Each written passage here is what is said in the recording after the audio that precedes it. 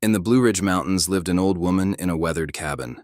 No electricity, no Wi-Fi, just a wood stove and the morning mist. She had no pension or retirement plan, but she possessed something priceless: peace.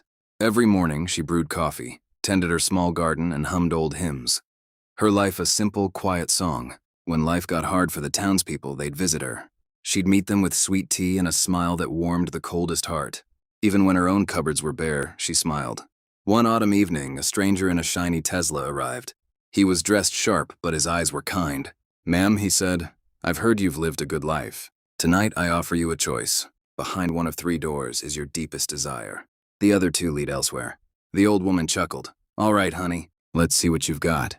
He led her to a meadow where 3 doors stood. One of solid gold, one of polished mahogany, and one old and rusted covered in vines. Without hesitation, the old woman walked straight to the rusted door. The traveler was stunned. "Why that one?" "Because," she said, "the most beautiful things in my life always came in worn packages. My mama's love, my first puppy, all a little worn around the edges." She opened the creaky door. Inside, nothing.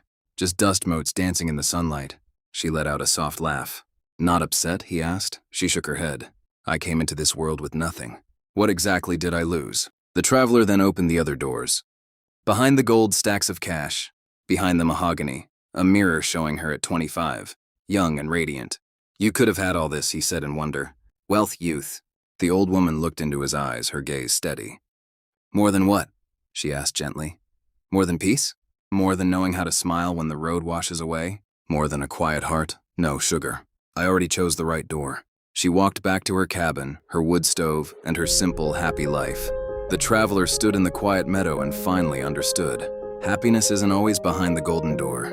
It's not in what you gain, but in what you refuse to lose. It's gratitude for the simple things. A warm fire, a good cup of coffee, and a heart that knows how to smile.